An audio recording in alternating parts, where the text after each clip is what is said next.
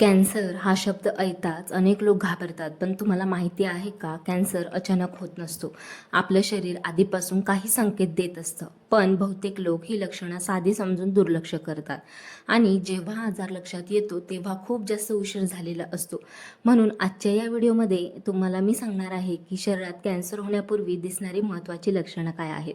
तर त्यासाठीच हा व्हिडिओ शेवटपर्यंत नक्की बघा, कारण यातील एखादं लक्षण तुमच्यात किंवा तुमच्या जवळच्या व्यक्तीमध्ये असू शकतं किंवा दिसू शकतं.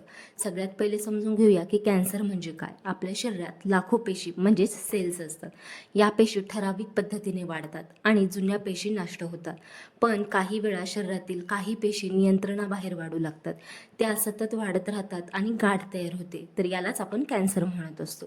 मग कॅन्सर शरीराच्या वेगवेगळ्या भागात होऊ शकतो, जसं की तोंड, फुफ्फुस, स्तन, पोट, रक्त आणि लिव्हर. सुरुवातीला त्याची लक्षणं खूप छोटी असतात, म्हणून आपण त्याकडे दुर्लक्ष करतो. शरीर देत असलेली 10 महत्त्वाची लक्षणं कोणती आहेत ते पाहूया. तर त्यातील पहिलं आहे अचानक वजन कमी होणं. जर तुम्ही डाएट करत नसाल किंवा करत असाल किंवा व्यायाम करत नसाल तरी अचानक वजन कमी होत असेल तर हे गंभीर संकेत असू शकतात. त्वरित यावर इलाज करा. कॅन्सरमध्ये शरीराची ऊर्जा जास्त प्रमाणात खर्च होते, म्हणून वजन झपाट्याने कमी होऊ लागतं. विशेषतः पोट, फुफ्फुस किंवा स्वादुपिंडाच्या कॅन्सरमध्ये हे लक्षणं दिसू शकतात. आता दुसरं, सतत थकवा आणि अशक्तपणा. रात्रभर झोप घेतल्यानंतरही थकवा जाणत असेल, छोटंसं काम केल्यावरही दम लागत असेल, हे फक्त कमजोरी नसू शकतं, तर हे कॅन्सरमध्ये शरीरातील निरोगी पेशींवर परिणाम होत असतो. म्हणून शरीर कमकुवत होत जात असतं. विशेषतः रक्ताच्या कॅन्सरमध्ये हे लक्षणं जास्त दिसत असतात.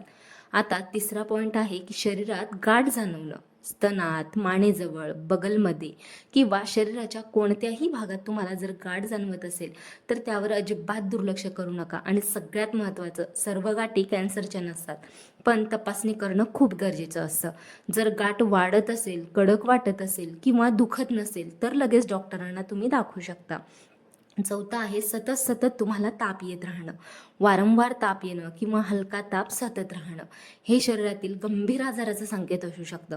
विशेषतः रक्ताच्या कॅन्सरमध्ये हे लक्षणं दिसू शकतात. आता पाचवा आहे शौच किंवा लघवीच्या सवयी बदलणं. अचानक बद्धकोष्ठता वाढणं, वारंवार जुलाब होणं, लघवीमध्ये रक्त दिसणं ही लक्षणं आतड्यांच्या किंवा मूत्राशयाच्या कॅन्सरशी संबंधित असू शकतात. विशेषतः रक्त दिसल्यास दुर्लक्ष अजिबात करू नका. सहावं आहे सतत खोकला किंवा आवाज बसणं.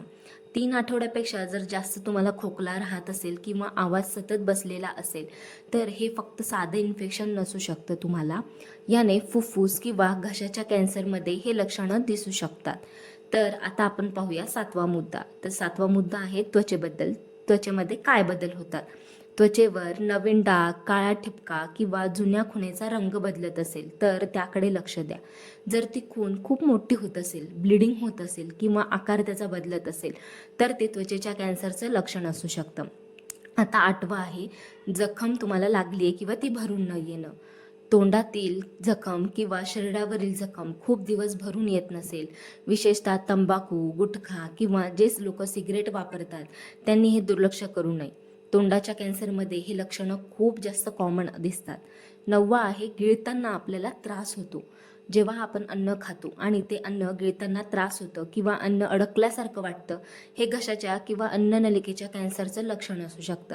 आता 10वा आहे की सतत वेदना राहणं. शरीराच्या एखाद्या भागात सतत दुखणं आणि औषध घेतल्यानंतरही आराम न मिळणं हे शरीराचा इशारा असू शकतो. विशेषतः हाडांच्या किंवा इतर गंभीर आजारांमध्ये असं दिसू शकतं.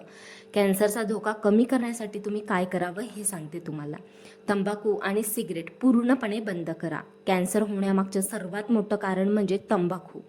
चांगला आहार घ्या, भरपूर पाणी प्या आणि आहारामध्ये तुमच्या फळं, भाज्या, प्रथिनेयुक्त पदार्थ खा आणि जंक फूड जास्तीत जास्त कमी करा.